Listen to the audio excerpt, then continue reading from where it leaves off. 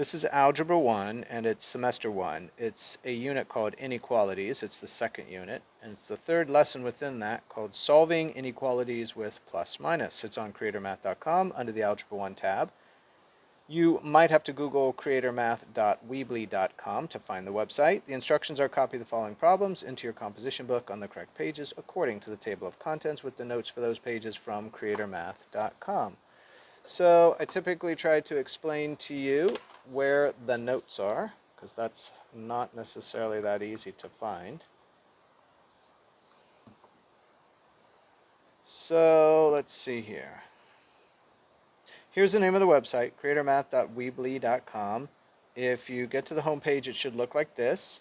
Any questions on your composition book, you guys, just scroll down under that home page and look for the words composition book and the picture of the comp book. Follow all of these directions, watch all these videos, and follow all of these due dates, put things where they belong, and put the notes in. You should have a 90 to 100% on your composition book.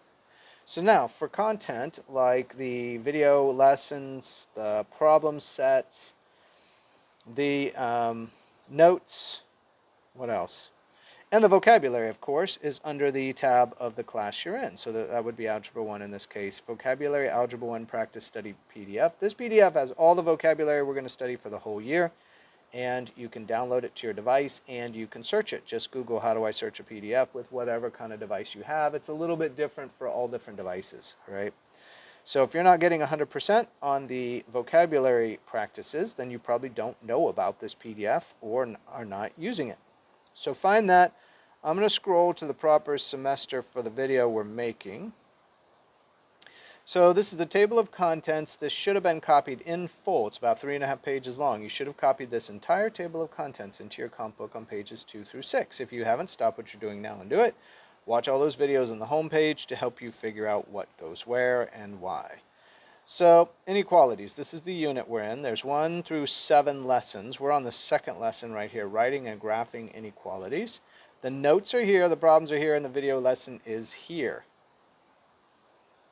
Which one is this? With plus minus.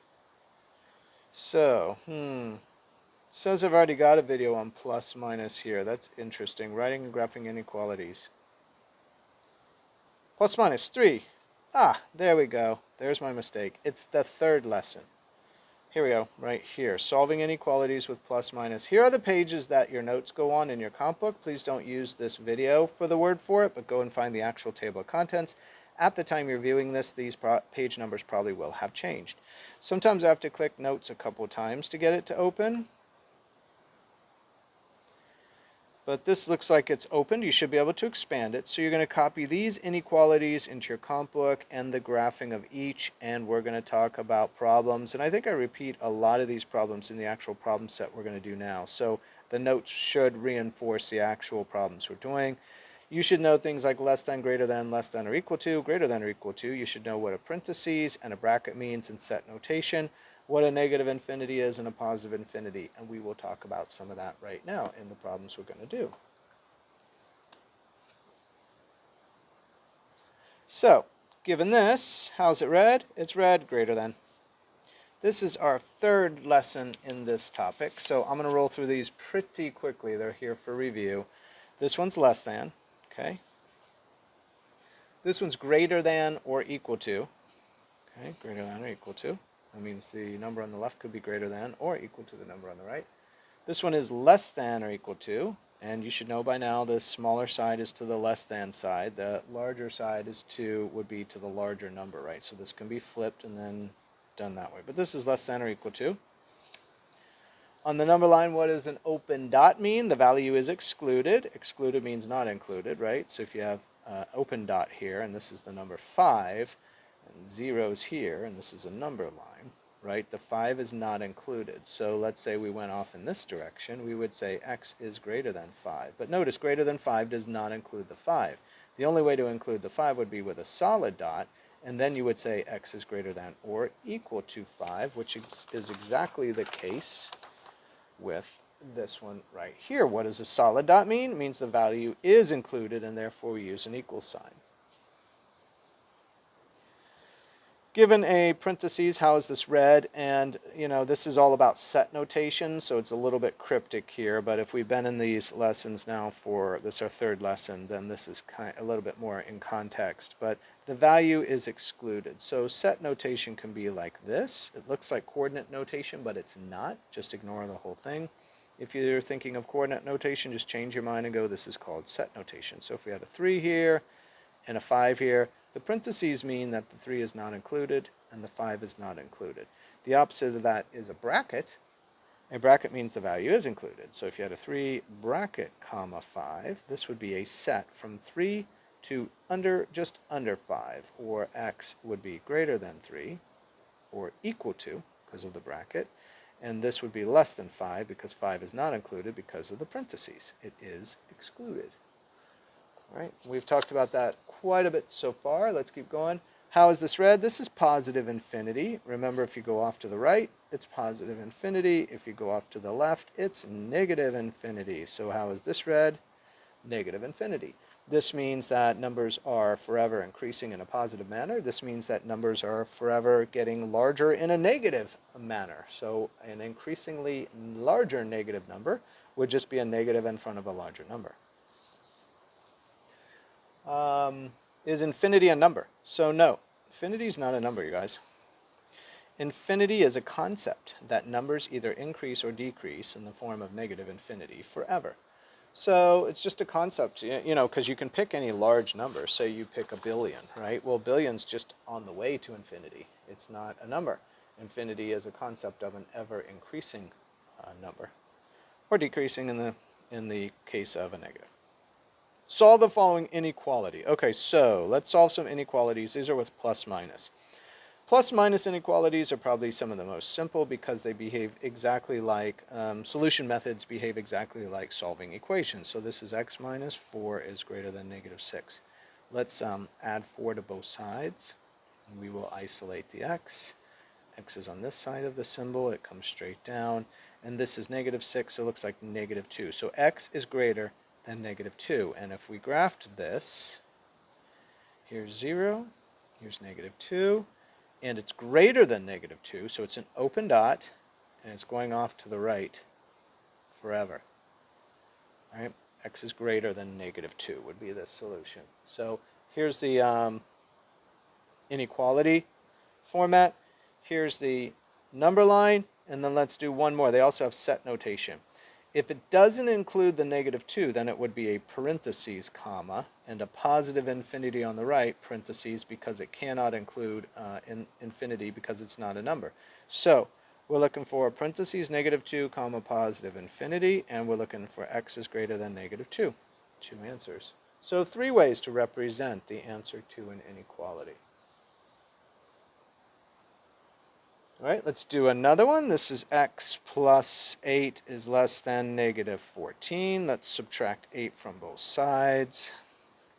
X is less than negative 22. So x is less than negative 22. Let's put that into set notation. If it's less than 22, 22 is on the high side and it's not included because there's no equals here. So parentheses, negative 22, comma, and it goes back down to negative infinity forever, which would be a parentheses. So parentheses, negative infinity, 22. And just to show the number line, we would start now, if this is negative 22, it's not included, so open dot, and it's going this way. This set goes this way forever, right? So it's a larger arrow showing that we're going all the way down to negative infinity, which is forever now. Sorry, I always do that. I start writing away and then I realize I'm not on the screen. Sorry about that, you guys. So here's an open dot on the negative 22, right? Not included, going all the way down forever to negative infinity, not included because infinity is not a number. It's a concept. Solve the following inequality. X minus negative 7 is greater than or equal to negative 22. Well, this is plus plus, so we want to subtract a 7 from both sides. So plus 7 minus 7, 0. X is greater than or equal to negative 29. Okay, this one. Now let's go ahead and do, maybe the number line would help next. It's greater than or equal to negative 29. So let's say this is 0. This is negative 29.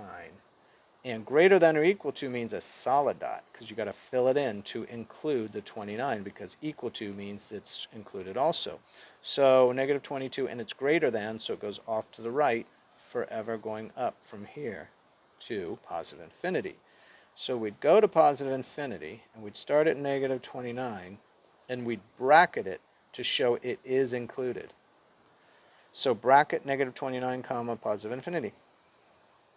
1, 2, 3 ways to represent the answer to this inequality. Solve the following inequality. 12 is greater than or equal to x plus 6, minus 6, minus 6. X is less than or equal to 6.